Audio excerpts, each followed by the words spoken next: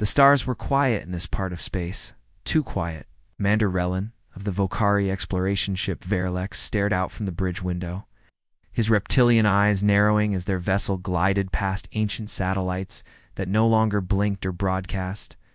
Human space, what used to be their territory, lay before them, like a graveyard, empty, cold, and forgotten. Or so the galaxy believed.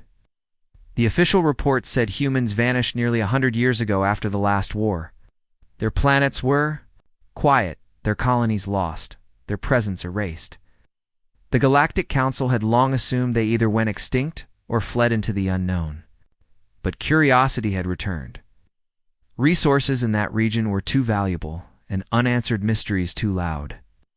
The Council had finally sent someone to look again. And so Verlex entered the Silent Zone. At first, everything looked abandoned, dead. Satellites drifted like bones. Old communication buoys floated aimlessly. One even bore Earth's old symbol, a blue circle, with a single continent across it, scratched and worn, but still there. No signals, no ships, no signs of life. But the crew of Verlex felt it almost instantly, that strange pressure in the air, that crawling sensation under the skin, as if something was watching them, not from outside the ship, but from inside. Commander Relin dismissed it. Psychological echoes, he told his crew. This region is just old. Nothing more. But that illusion broke when they found the station. It appeared on their scanners, without warning, massive, silent, hidden behind a fragment of a broken moon. It wasn't listed in any records. It hadn't been built by any known alien species.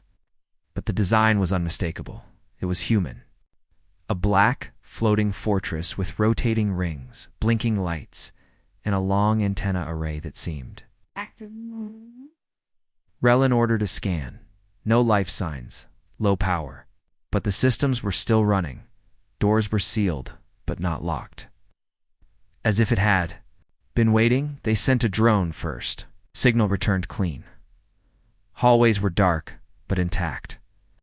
Artificial gravity still worked. No sign of damage. Then came the strange part. A repeating message in old Terran English. Turn back. You were warned. Turn back. Back. You were warned. It played softly in the drone's audio feed, over and over again, as it floated through the silent corridors. Relin frowned, but gave the order anyway. Donned a boarding team. 4 crew members entered the station. Each wore full armor, armed with scanners and energy weapons. Their boots echoed through the empty halls as they passed rooms that looked like they'd been abandoned in a hurry, meals still on tables, tools left mid-repair, lights flickering like someone had just stepped away. But no bodies, no blood, just silence.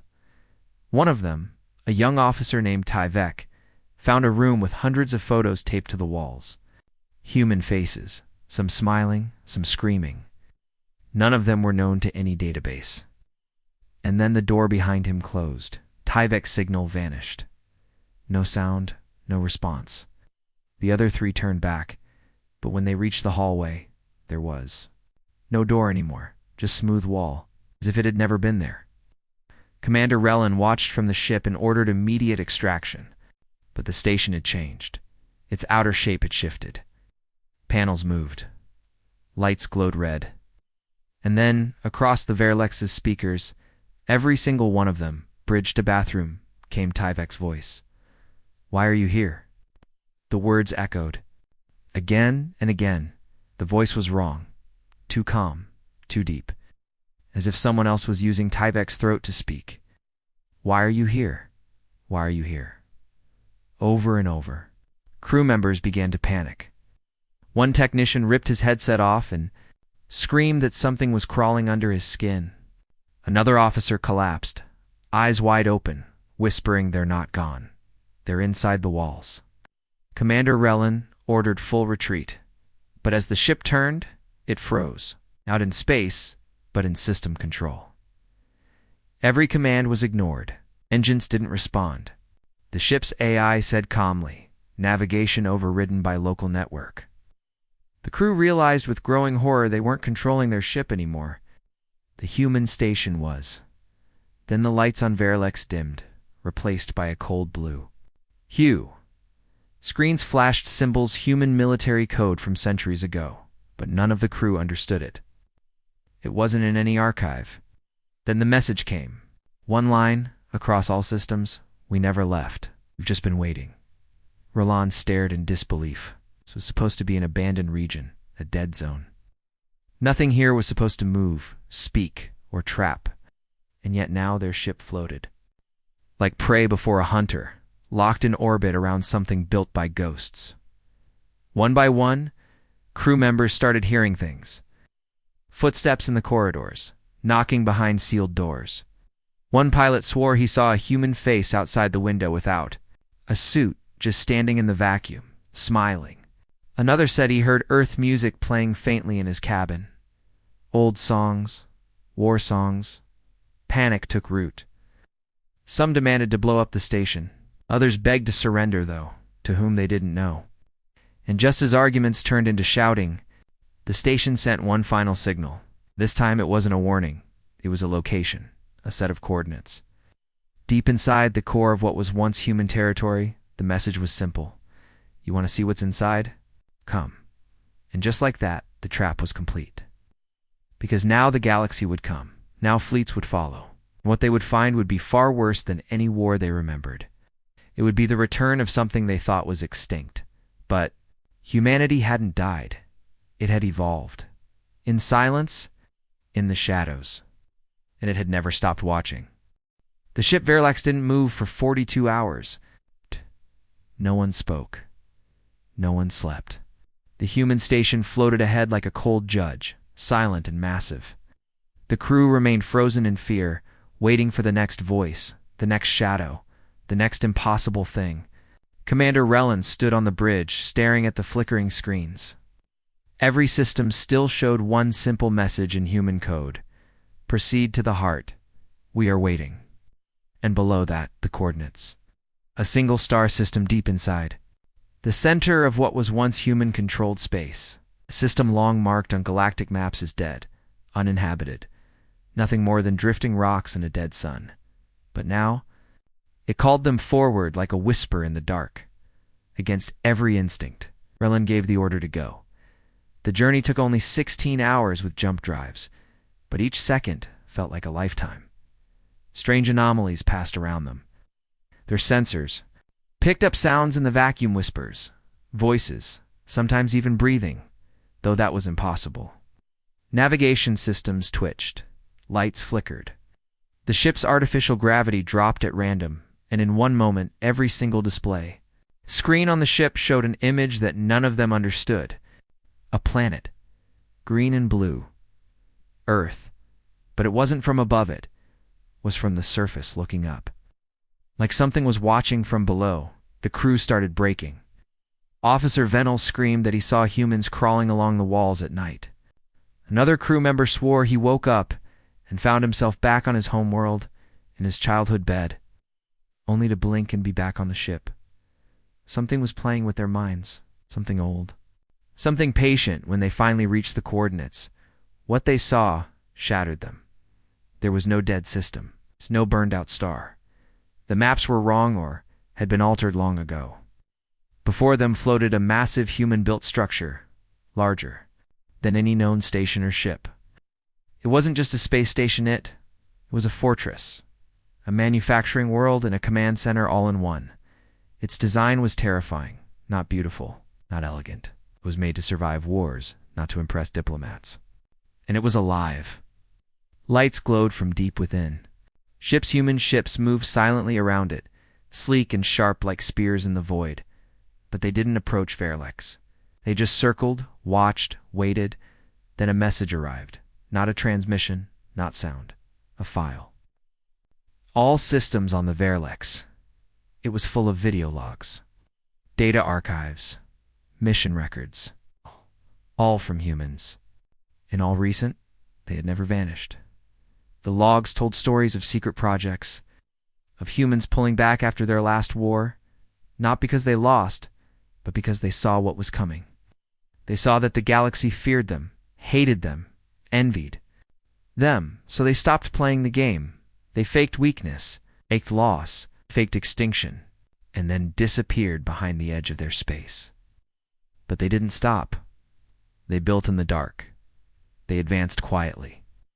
And now, after all these years, they had begun to reach out not with diplomacy, not with fleets, but with carefully chosen traps, like the station Verlex had found. Like the messages they'd sent. They wanted the galaxy to come searching. They wanted to see who would dare enter. Commander Relin didn't know whether to be amazed or terrified. He turned to his science officer, who sat pale-faced, eyes wide, repeating the same words. "This is impossible. They're 50 years ahead, maybe more." But it was about to get worse. One of the logs showed something new. Human soldiers. Not like the old ones seen in battle centuries ago. These were different. Taller, sharper. They moved with perfect coordination. Their armor was seamless, quiet, reflective, and their faces were cold. Not angry, not violent, just emotionless, efficient. One video showed them walking through plasma fire without flinching, gunning down enemies without a sound. Another showed them entering a room full of enemy leaders. And when the video ended, all were gone. No fight, no screams, just silence. And still there was no message of war, no threat, no demands. Only one phrase kept repeating across files broadcasts, and even etched into the metal walls of their old stations. Let them come. The crew of Verlex began to understand. This was never about warning them away. It was an invitation. Humanity wanted them to come deeper, to send more ships, to bring fleets, to explore and investigate and test, because humans weren't hiding. They were hunting, and now the bait had been taken. The Galactic Council had already sent a second fleet to follow Verlex. 3 warships, strong ones. Berlin tried to send a warning, but their systems jammed the signal. Instead, the human network opened the comms and displayed the live feed of those ships. Already in orbit around another human structure, massive again, silent. And then, one by one, those ships vanished. No explosion, no enemy fire, just gone. One of Verlex's technicians wept. "They erased them like code," she whispered. "Like they were never real." Commander Relin realized they had crossed a line that could not be uncrossed. What lay ahead was not a broken enemy. It's not a wounded species. But something far worse, something that had watched and waited and planned for a century. Something that had decided the galaxy was not worth warning anymore. And as the human fleet began to drift closer silent, slow-combed, the commander gave the only order he could. Run. But it was already too late. They thought the second fleet would find answers. They thought it would locate Verlex, rescue the crew, map out the strange human presence before it grew into something worse. But by the time the warships entered the silent zone, no one could reach them. Not a ping. Not a signal. Not even static. The entire fleet just disappeared. 3 warships, each with crews of over 2,000, vanished in a sector once marked as empty. Commander Relon stood on the dim bridge of Verlex, shaking, his claws gripped tight around the edge of the command console. On every screen around him, the human symbol blinked. A circle, a planet, Earth, the old symbol of a forgotten homeworld that should have been dust by now. But it wasn't. It was everywhere. It had returned. "Where did they go?" the helmsman whispered. "They were right there, on our scopes." They're not gone," Relin muttered. "They're taken." The crew had watched it happen. 1 second, the fleet was intact. Then, piece by piece, the ships winked out. No explosions, no impacts, just erasure. First one disappeared from the sensors, then another, then the third. Gone, as if they had never existed. And in their place, beacons appeared, hundreds of them, each floating silently through space. Unmanned, cold, but all broadcasting the same thing. Names, human names, each beacon showed a different one. Dozens, then hundreds. Names in English: LTM, Carson, Capt, Jeanette Rell, Dr. Omar Gray. Under each name, 2 simple words. Still active, they had no idea what it meant. but they felt the meaning in their bones. These were not graves. These were warnings, or trophies. Or maybe something worse. Ariellen ordered all systems to go dark. No signals, no noise. Maybe they could hide. But the ship's AI didn't respond. Instead, it whispered a single phrase through every speaker. You triggered the test. Silence followed. Ow.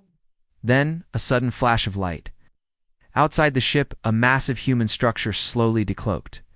It hadn't jumped in. It had been there, the whole time invisible. Station shaped like a spire, rotating silently. It was larger than the Verlex by 10 times, black as void, edges smooth and featureless. No guns visible, no engines glowing. But its presence crushed them with sheer size and mystery. The station sent no hail, no message, but their ship moved anyway. On its own, engines obeyed the station, not the crew. Verlex was pulled forward. Like a puppet on strings, doors locked, controls failed. Everyone was trapped in the control room. Relin shouted orders, trying to override the systems. No response.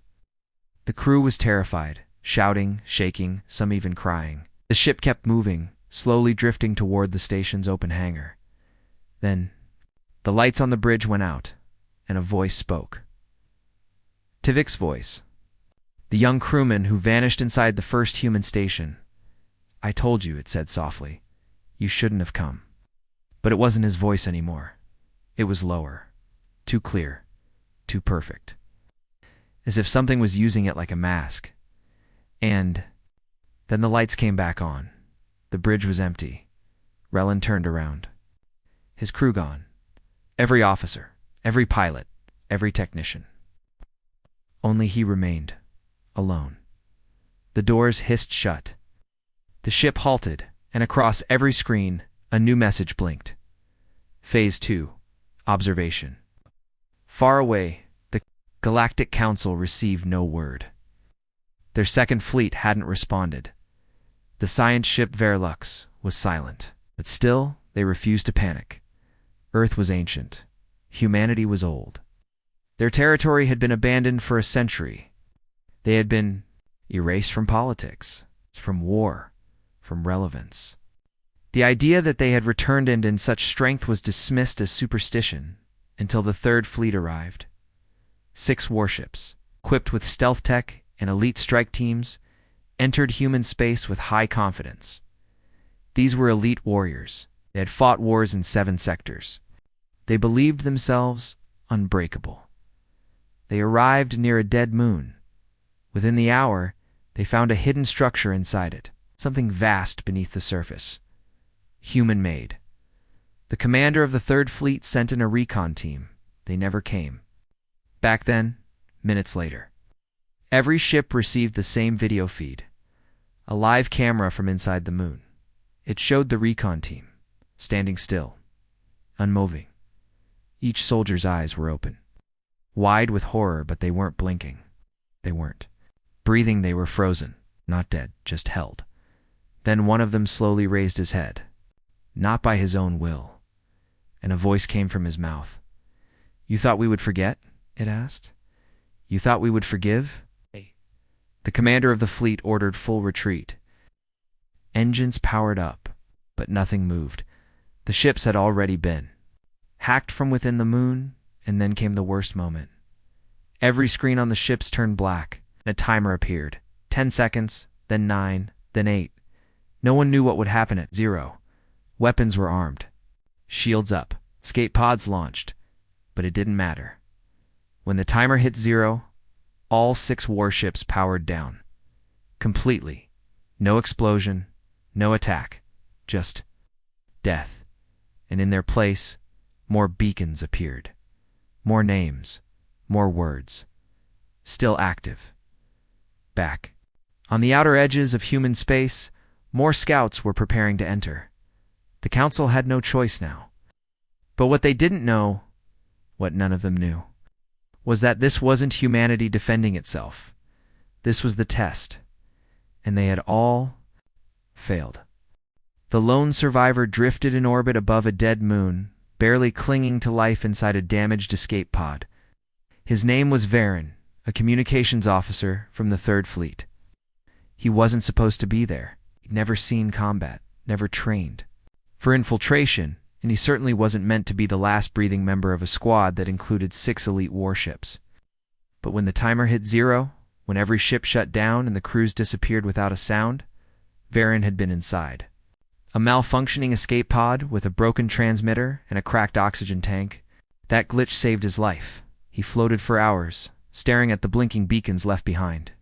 They pulsed slowly, like heartbeat monitors, each bearing a name and the words still active. And they were surrounding him.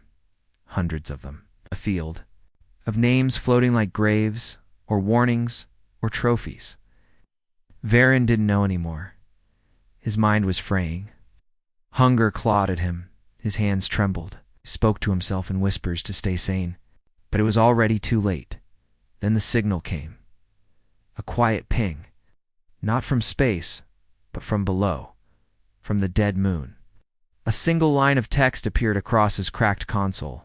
Come down. And then a set of coordinates. The pod began moving. On its own, he screamed. He slammed controls.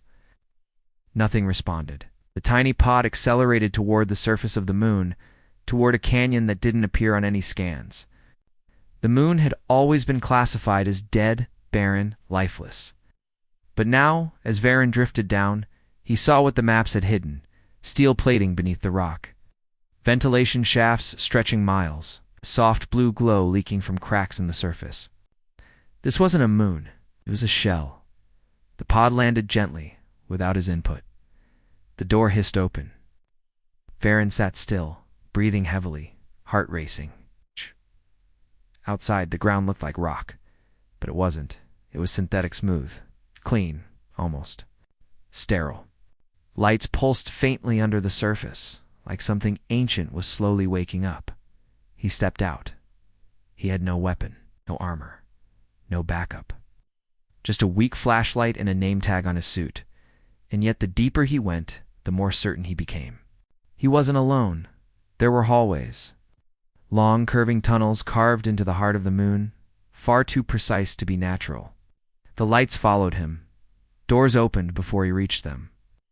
Air flowed around him, clean, breathable, Earth-like. The temperature adjusted with every step. It wasn't a trap. It was welcome. And then he heard them footsteps. Not loud, not fast. Just calm, measured. He turned a corner and saw the impossible. Humans. Real, living humans. They stood tall, dressed in dark suits without armor. Some had small devices embedded into their skin neural links, biometric sensors. Tools far beyond anything Varen had seen in the galactic military. Their eyes glowed faintly, not bright, not threatening. Just enough to show they weren't ordinary. They didn't raise weapons. They didn't speak right away. They just watched him. One stepped forward. A woman. She looked young, but something in her face felt ageless. She tilted her head slightly, studying him. Then she spoke, slowly, softly, as if the words had been chosen long ago. You weren't meant to survive. Varen trembled. What are you? What is this place? The woman smiled gently. This is home. One of many. You stand inside what your people call the moon. But it hasn't been a moon in a very long time. Why are you here? What are you doing? Varen stepped closer, surviving, preparing, watching. Watching, but you were gone. He whispered, the council said you were extinct. The last war that was not a war, she said. That was a test. And you all failed, not just once. Repeatedly, Varen felt his legs weaken, dropped to his knees. Why hide for? 100 years? Why let us believe you were finished? Because fear is loud, the woman said, but silence. Silence is power. She reached down, placing a small device in his hand. This is your message. You are the messenger now. Let them know what you saw. Let them feel what you felt. Because soon there will be more than whispers. Soon we will speak. Varen stared at the device. What? What am I carrying? She turned and walked away, her voice echoing behind her. Proof. The next thing Varan knew, he was waking up inside a medical pod on a council research station. He didn't know how he got there. The device was still in his hand. Every attempt to scan or open it failed. It was locked with something no one could decode. But it pulsed with energy. The council demanded answers. Baron told them everything. The moon, the humans, the message. They laughed at first. Called him broken, hallucinating, but then the disappearances began again. Ships sent to investigate didn't return. And slowly, quietly across the galaxy, strange things began to happen. Human symbols appeared on abandoned outposts. Council systems reported strange interference patterns that formed Earth music when decoded. Beacons appeared even in secured space, each with a name, with still active. And then came the broadcast. Across all channels, every species, every world, every corner of the galaxy, a human voice, calm, measured. We never left. We just stopped pretending. The screen flickered. A map of the galaxy appeared. Half of it began to glow blue. The other half flickered red. And in between, silence, the zone where no one dared to go. The zone now waking up. Human space was never empty. It was a trap. And now, the trap had closed. The council chamber fell into a stunned silence as the final words of the human broadcast echoed through every speaker, every screen, every corner of known space. We never left. We just stopped pretending. That voice clear, emotionless. Unmistakably human, left no room for debate. The illusion was broken. What the galaxy believed to be long-dead ruins, abandoned territory, and forgotten history was in fact a living trap. And it had been waiting, watching, listening. Across dozens of council-controlled systems, chaos broke out. Civilian ships scrambled away from border zones. Fleets were mobilized. Emergency meetings began. Species who hadn't spoken in years. Suddenly, allied in fear. But it was too late. The galaxy hadn't found the truth. The truth had chosen to reveal itself. And what followed was not war in the traditional sense. It was humiliation. Footage leaked first. Not from military sources, but from survivors.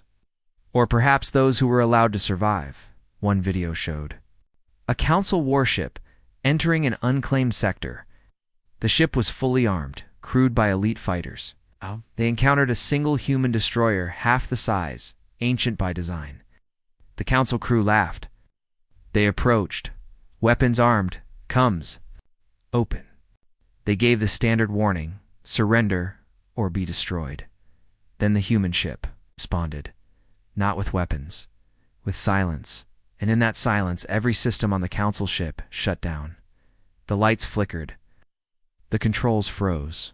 Even the internal. Coms fell dead. Cameras captured the crew, running in panic as the hull of their ship began two glow lines of blue crawling across the metal like vines. And then it stopped. Everything powered back on. No damage. No sound. But the human ship was gone. Only one thing remained. Single line of text carved into the captain's console. Not yet. That footage spread faster than any government could suppress it. Panic followed. But it wasn't just fear. It was confusion. Shock. The humans weren't killing. Not yet. They weren't demanding territory or revenge. They weren't threatening planets or destroying fleets. They were simply proving something far more terrifying. They could, and the galaxy could do nothing about it. Old footage began to resurface. Long-forgotten transmissions from the last war with Earth. Incomplete, edited, discarded by propaganda at the time. But now, seen through fresh eyes, they told a different story. Humanity didn't lose that war. They chose to stop fighting. Some clips showed human troops marching through enemy fire without slowing. Other files revealed ancient human drones with self-repair abilities the galaxy had only just begun to understand. But what stood out most were the faces of human soldiers. Calm, focused, unshaken, not bloodthirsty, not cruel, just cold. Now, the new generation of humanity had returned. And They weren't fighting with guns. They were using psychology, control, precision. Entire star systems began reporting phantom blackouts. Power grids failing for minutes at a time. Navigation systems rerouting ships without command. AI cores waking in the middle of the night. Displaying Earth symbols and looping words like, "Remember us? This is the price of forgetting. We are awake." Council High Command tried to remain firm. They issued a galaxy-wide alert, ordering fleets to secure the border and prepare for probable hostilities. But those fleets were scared. Soldiers didn't know what they were walking into anymore. How do you fight an enemy who doesn't? A peer who doesn't shoot, doesn't talk, doesn't run, just waits, just watches, just makes you feel small? Then came the first real blow, the military world of Krennics. Priman elite stronghold used to train the next generation of Galactic. Forces lost contact for 6 hours. No warning, no distress signal. 6 hours of dead silence. When communication resumed, everything seemed fine. But something was wrong. Very wrong. Every single soldier on the planet had been disarmed. All weapons deactivated. All targeting. Systems erased. And etched into the sky, carved by orbital precision lasers, was one massive message. You trained for the wrong war. The footage of that sky was burned into every galactic citizen's memory. The message didn't need to kill. It needed to remind humanity hadn't disappeared. It had evolved. Not with brute force, but with understanding. They knew how the other species thought, how they operated, how they prepared for battle. But the galaxy had no idea how humans prepared. They never did. And now, it was too late. In the outer systems, something even stranger began. Human ships began to appear slowly, quietly in zones long untouched. But they didn't open fire. They didn't issue ultimatums. They simply began to build massive constructs, cities in space, strange towers that spun slowly near asteroid belts, machines that no one recognized, doing things no one understood. The Council assumed they were weapons. But satellites that tried to scan them went blind. Drones that flew close vanished. And the humans still said nothing. Then the message came. Again across all frequencies, we are not here for war. We are here to rebuild what you broke. Do not interfere. But of course, someone did. A coalition of fringe species, skung, proud, and arrogant, sent a fleet to stop the construction. That they'd destroy the first wave of human ships and prove the Council wasn't weak. Their fleet never made it back. What did return was one escape pod. Inside was the coalition leader, alive, unharmed, but changed. He said nothing for days. When he finally spoke, he repeated the same line over and over. They didn't kill us. They just let us see them. And then he wept. The galaxy was learning something it didn't want to learn. This wasn't a war of weapons. This was a war of presence. Humanity wasn't attacking. It was reminding. And the message was terrifyingly simple. We were always the ones holding back. It began with whispers, then with screams. Entire fleets began reporting strange disappearances again, but this time, not in human territory. No, now it was happening deep inside Council space. Warships found drifting without a scratch. Entire. Crews gone. Navigation records erased. No battle, no explosion, just emptiness. Some of those ships were recovered and towed back to dry docks for inspection. Engineers found no faults, no viruses, sabotage. And yet, etched deep into the inner hull of every single one, hidden beneath the armor plating where no eye should ever look, were the same 5 words, carved with perfect precision. Pride comes before extinction. The Council tried to keep it quiet, but they were too late. By now, the galaxy was listening, watching, waiting. News spread like wildfire. Every species, every colony, every planet began asking the same question. Who are the humans now? Because whatever they had become, it wasn't what the galaxy remembered. In a distant system on the edge of the Tragan Empire, an old colony ship drifted into view. No engine heat, no life signs, no response to hails. The Tragan sent a patrol. to investigate. As the small team entered, they found a ship once thought lost nearly 300 years ago, a Earth Ark-class vessel. It had vanished during the last war, believed destroyed with all hands. But it wasn't destroyed.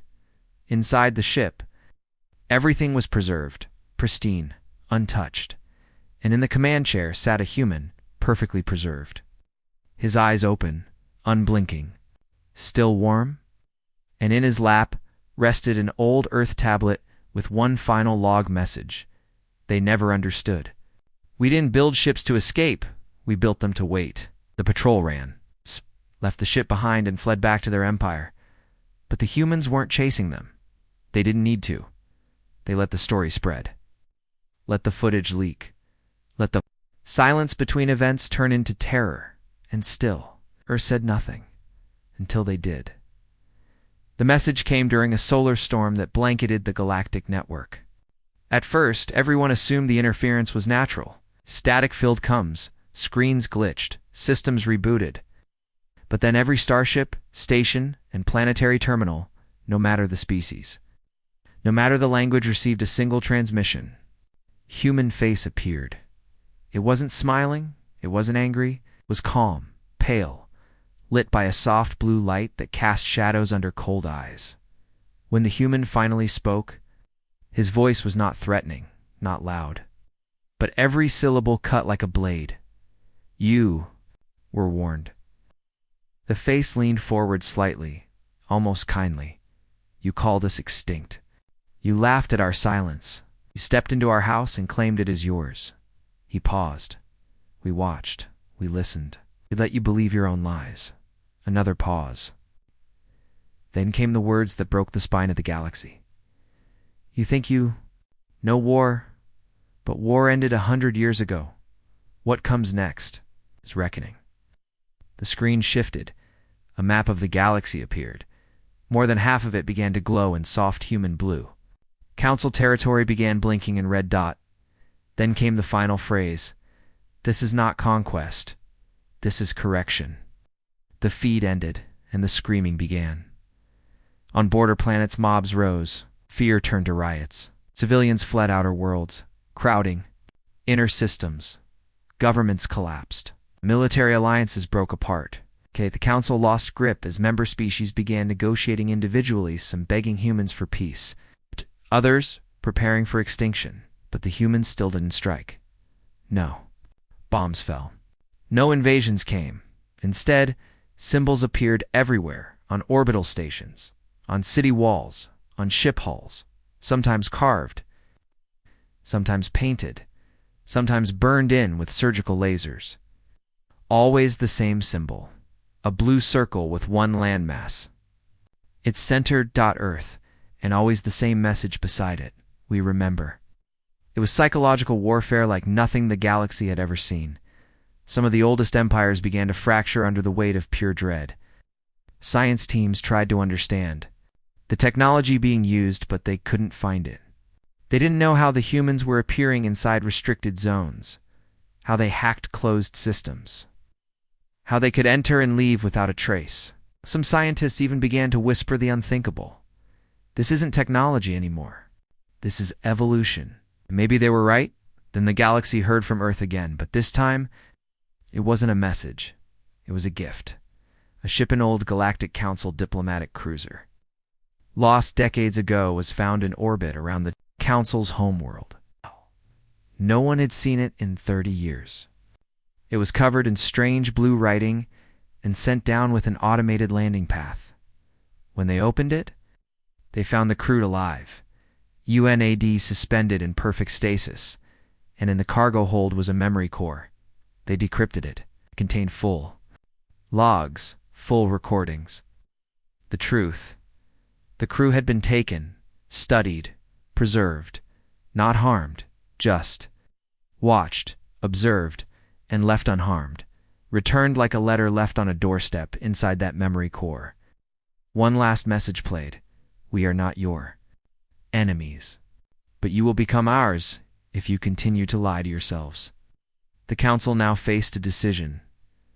Ignore the warnings and prepare for a war no one could win. or accept that. Earth had not simply returned. It had changed the rules, and now the galaxy had to decide if it wanted to change too or be left behind, because blood had not yet been spilled. But the messages were clear. It was only a matter of time. The galaxy had seen many weapons, planet busters, sun flares, swarms of nanodrones that could eat whole metal in seconds. But nothing prepared them for what Earth revealed next. Because while the Council scrambled to form coalitions, while species begged for mercy or hid behind false courage, humanity was already several steps ahead. Not just in tactics, not just in technology, but in memory. Because Earth hadn't forgotten, they had cataloged, they had preserved, and deep beneath the old surface of their ruined homeworld, inside the mountains and deserts that once carried the scars of nuclear fire-slept machines that had not been touched in 100 years. Machines no one knew still existed, until now. The broadcast came at midnight Galactic Standard Time. One screen, one voice, no warnings, no fanfare, just silence, followed by one word, awakening. Then across the void, every long-range telescope pointed toward the Sol system picked up the same event. Earth shifted, not the planet, the orbit, the structure surrounding it. That's when they saw it, those who were watching close enough. A ring, not a natural ring, not made of dust or ice. No, this one was metal, thick, massive, hidden in Earth's orbital shadow for over a century. It was hundreds of kilometers wide, shaped like a collar around the planet. It had no name in the galactic registry, no ID, no known builder. But Earth called it the Sentinel Core. It activated in silence. 6 sections lit up with a pulsing blue glow. One by one, massive hangars opened like flower petals unfurling after a long winter. Inside, ships. Hundreds of them. Unlike any human design previously seen. Long, lean, black like obsidian, with wings that bent physics just by existing. Others without engines, yet already in motion. They launched, not with flame or force, but like thoughts made real. Galactic analysts watched in horror as these ships moved in perfect formation, without communication, without drift, without even sound. They moved like ghosts, like memories given metal form, and then they disappeared. Not cloaked, not jumped, just gone. Council Command screamed for answers. Where did they go? What are they doing? What is the purpose of that ring? Then Earth answered, a video feed. Real time. A council. Black Site, one of the most secure deep space weapons labs in the galaxy, was shown live. The staff walked unaware. Monitors blinked. Scientists ran diagnostics. Engineers laughed and drank. Stammed. The lights dimmed. The lights dimmed, and from the far wall, a tear in space opened. Not a door, not a portal. No. Just absence, like something was folding reality inward.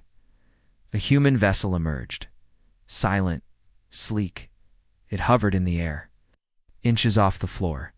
The staff panicked, scrambled for weapons. Too late, the ship didn't fire. Instead, it deployed light. A sphere of soft blue shimmer spread out like a bubble land. Everything inside froze. Not dead, just paused. Mid-breath, mid-scream, mid-dash movement. Then a message appeared on every screen. This is one of many.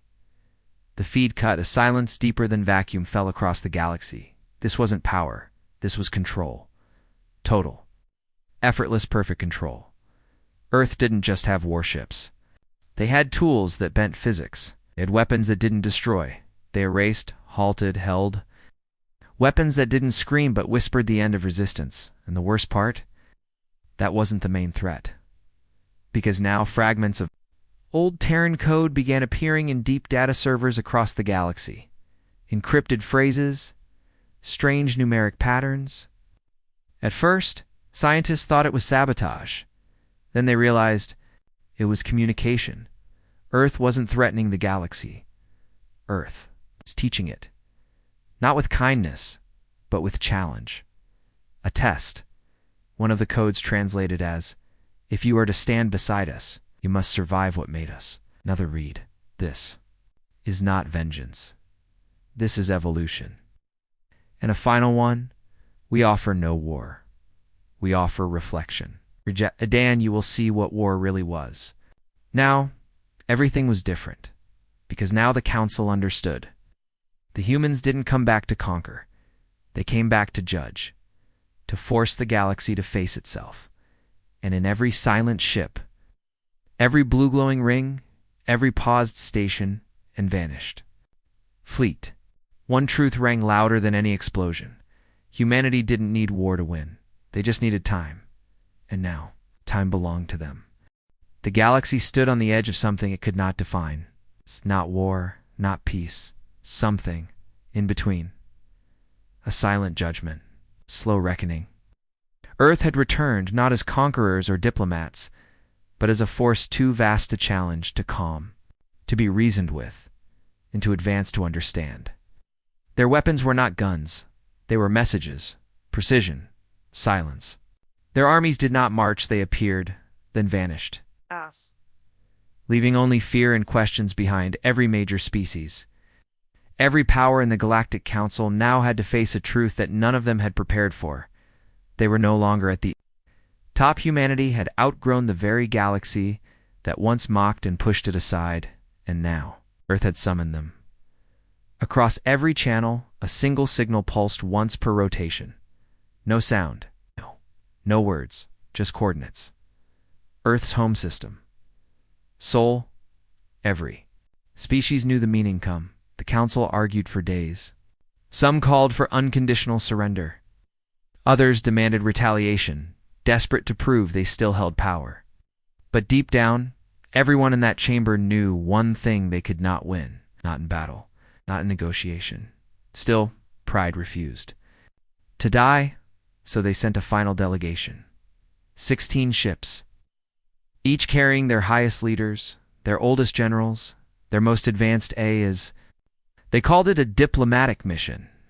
But every ship carried weapons, hidden, ready, just in case they entered the SCIFI system like ants walking into a volcano, and they were met not with fire but with welcome. Hundreds of human ships were already in orbit, but none moved to intercept. No coms, no scans. Just the same eerie quiet that had haunted every contact since the beginning. The delegation ships moved closer to Earth, past the Sentinel core that glowed like a patient god circling its world. And then Earth spoke, not through audio, not through image, through thought. Every being on those ships, regardless of species or biology, heard it inside their minds, as if the planet itself whispered to them, a voice made of wind and steel and memory. You wanted war, but you were never worthy of it. The ship slowed. The leaders fell silent. Some collapsed from the pressure of the voice. Others stared into nothing, their minds fractured by a tone that was not sound but understanding. The voice continued. We offered silence. You feared it. We offered distance. You invaded it. Now we offer choice. A beam of light stretched from Earth into orbit. A platform rose from the surface, vast, ancient, glowing with languages the galaxy had never seen. Cities bloomed across Earth again, not ruined, not rebuilt, but reborn. Technology that made no sense shimmered across continents. Oceans turned silver blue under protective skies. Earth was not recovering. Earth had evolved beyond everything. And then, one final message spread to every world in the galaxy, to all civilizations. You may now choose. Option 1. Remain as you are. Isolate. Survive. Fade in time. We will not interfere, but we will not assist. Option 2. Accept our test. Come, stand among us. Grow beyond your past. Change everything. But know this. Old ways will die. There is no option 3. You have one rotation, then we will move forward. With or without you, the galaxy panicked. For the first time in recorded history, it was not humans who were divided, but everyone else. Whole species split overnight. Some embraced Earth's offer. Some prepared for war, even knowing it meant extinction. Old enemies became allies. Old allies became traitors. All the while, Earth watched and waited. On the final day only, one ship approached the platform above Earth. It was small, ancient, rusted. Unarmed inside was a child from the outer colonies. A nobody. But someone had sent her. She stepped onto the platform alone. Earth accepted her. The ship vanished. And in that moment, everything changed, because Earth didn't need empires to bow. It only needed one being from anywhere of any kind. Willing to evolve? That was enough. The sky over Earth erupted in light. Gates opened, not portals to other systems, but to other realities, places where time bent, where space breathed, where humanity had already begun to build what came after the galaxy. And now, they weren't closing the gates behind them. They were opening them for those ready to follow. The Council tried to respond, tried to reach out, but the final message had already been written, carved into the stars, burned into the minds of every being across space. You thought human space was empty, but what lived there was the future. But now it belongs to those who dare to face it. Humanity has left the galaxy. You may follow. We do not wait.